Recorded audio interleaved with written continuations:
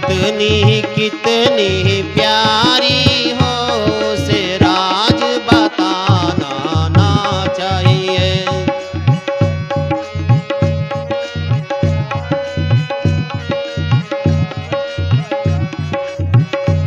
ओ चाहे पत्नी कितनी प्यारी हो उसे राज बताना ना चाहिए।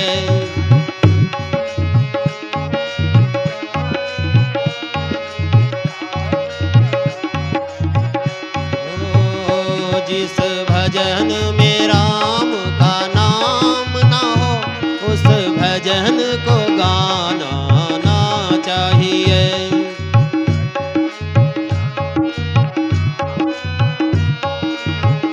बोलिए सद्गुरु भगवान की जय। कृष्ण भगवान इस भजन को संदेश देते हैं अर्जुन को। अर्जुन कहते भगवान भजन तो बहुत सुंदर है लेकिन इतनी धूप है कि नदी में बिना स्नान किए रह नहीं सकता हो उसमें दीपक नहीं हो तो घर बेकार है। मानव सुंदर हो उसके अंदर में गुण नहीं हो तो समझ लेना वो घर बेकार है। इसलिए कभी मानव के अंदर में दीप जलाइए, ये जीवन की विशेषता है। सदगुरु कबीर साहिब कहते हैं आत्म ज्ञान अनुभव कर ले। हे मानव, इस सुंदर अवसर मिला है, इसलिए सुंदर अवसर एक बेटा होता है और एक लड़का होता है और एक पुत्र होता है। बेटा अपने माता पिता की धन बांट लेता है। एक बार हम एक घर में गए थे, कहा बाबा क्या करेंगे, मेरा खिया हुआ बाबूजी खैबे नहीं करता है। बोलो श्री सदगुरु महाराज की जय। मैंने कहा कहीं ना कहीं राज है, छिपा रुस्तम होता है, कहीं ना कहीं राज है।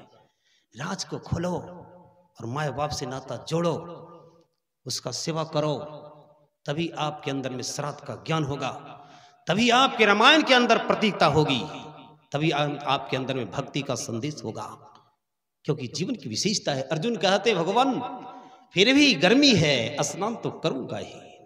नदी किनारे गया, सुंदर महल कृष्ण भगवान ने माया से लगाया। देखता है सुंदर महल। सदगुरु कबीर साहब कहते बिनु तेल बाती जले दिन राती। उस महल में विचार कीजिए, सदगुरु कबीर साहब कहते कली में जीवन अल्प है, करिए बेगी संहार, तब साधन न हो सके केवल नाम आधार। भक्ति संसार की माता है, इसके दो पुत्र है ज्ञान और वैराग। जब आपके अंदर में ज्ञान और वैराग का दर्शन हो जाएगा, बिल्कुल है, ये हाथ है, ये शरीर नहीं है, ये शरीर है, ये हाथ का एक उंगली है, हाथ नहीं है। हर शरीर का हर हर अंग है, जिसको सदगुरु कबीर साहब ने कहा सात दीप नव खंड में गुरु ते बड़ा न कोई, करता करे सो करे न सके, गुरु करे सो होए। कृष्ण भगवान कहते अर्जुन जा।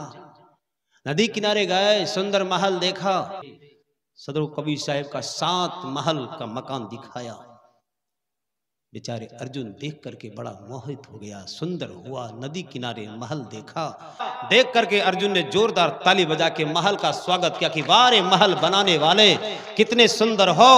जो कहा गया कि बड़े भाग मानुष तन पावा, ये सुंदर महल है, इस महल को निहारिए, आपकी जिंदगी विशेषता का पात्र बन जाएगा। अर्जुन महल को निहारते हैं, का भगवान दरवाजा खोलूं। कृष्ण भगवान हंसते मुस्कुराते कहते हे अर्जुन खोल, तुम नहीं खोलेगा तो कौन खोलेगा, क्योंकि तेरी माँ ने 6 बेटा को जन्म दिया है और 5 का ही नाम कहलाया है, 6वां को गुप्त रखा है। कोई कोई व्यक्ति गुप्त दरवाजा को खोलता है, सब नहीं खोल सकता, सबके अंदर में वो चाबी नहीं रहता, सबके पास वो चाबी नहीं रहता, कोई कोई खोलता है। गुप्त महल की दरवाजा दृश्य ले निहार। अर्जुन दृश्य को निहारता है और पहली वाली दरवाजा को खोलता है तो कहा भगवान बाहर 1 दरवाजा, अंदर तो 2 दरवाजा है। सदगुरु कबीर साहब कहते हैं भाई रे दो ही जगदीश कहां से आया। हे अर्जुन निहार देख, का भगवान बाहर 1 अंदर 2, का अंदर 2 है तो एक में राम और एक में कृष्ण है। एक का नाम जिसमें राम हो उसका नाम मर्यादा है, और जिसके अंदर में कृष्ण हो।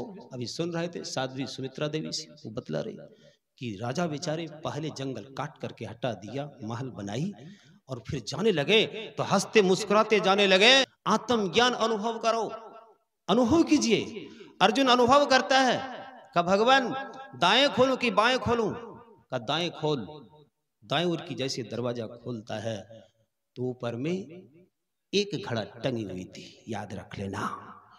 अर्जुन कहते हैं कृष्ण भगवान, हे अर्जुन संभल करके दरवाजा खोलना, क्योंकि वो दरवाजा साधारण नहीं है और वो महल साधारण नहीं है। कहा भगवान मैं तो देख रहा हूं ऊपर में एक घड़ा टंगी हुई थी, नीचे देख। जैसे देखता है तो नीचे 7 घड़ा पड़ा हुआ था। एक घड़ा के पानी 7 घड़ा में चले रहा था। सही बात बिलासी बाबा, एक घड़ा का पानी 7 घड़ा में चली जा रहे थे। कृष्ण भगवान कहते हैं हे अर्जुन वह देख रहा है?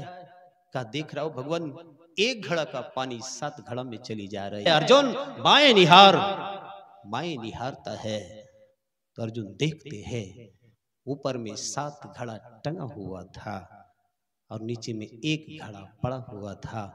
7 घड़ा से इतनी जोर वर्षा हो रही थी, लेकिन ये घड़ा में नहीं जा रहा था। अर्जुन को बड़ा दुख हुआ, कहे भगवान ये कैसी लीला है, एक घड़ा का पानी 7 घड़ा में जा रही थी और एक घड़ा का पानी 7 घड़ा में जा रहे, 7 घड़ा का पानी एक घड़ा में नहीं जा रहे थे।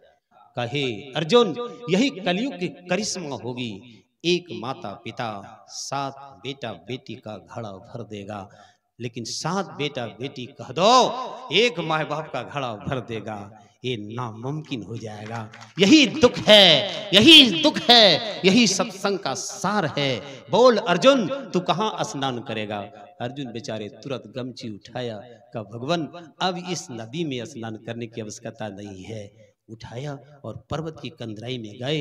वहां पर कुंती झाड़ू लगा रही थी और द्रौपदी बैठ करके अपना केश संवार रही थी। अर्जुन कहते हैं कि द्रौपदी से कि द्रौपदी सुन पगली, का क्या हुआ? अरे प्रातः का समय है, माँ झाड़ू लगा रही है और तुम क्या कर रही है? सोच ले इसका नाम कृति का नाम कृष्ण है। चल मैं अभी तुरंत दिखाता हूँ। 5 लकड़ी काट दिया, सुंदर चेयर बना दिया, कुंती को बैठा दिया और गंगा जल का पानी ले आया और कुंती का चरण पखार लिया। चरण पखार करके जैसे पिया, कुंती के मुख से आशीर्वाद निकल गया कि हे अर्जुन सबका बेटा हार सकता है लेकिन कुंती का बेटा अर्जुन कभी नहीं हार सकता। ये एक माँ का आशीर्वाद है, इसका नाम सत्संग है। सदरो कबीर साहब कहते करिए नित्य सत्संग को बाधा सकल मिटाए। अर्जुन को बड़ा आनंद आया, कहने लगा कि हे भगवान आज आपने सही गंगा जी से दर्शन करा दिया, तो वास्तव में जो सही गंगा जी का दर्शन कर लेता है उसका जिंदगी सत्संगमय हो जाता है। सदगुरु कबीर साहब ने कहा साधु शरणम ज्ञान वैरागम आत्मा चिंतनम सोवितः संसार भूतो भविष्यते वर्तमानम। अगर आप भूत और भविष्य की कल्पना करते हैं तो वर्तमान सजाइए।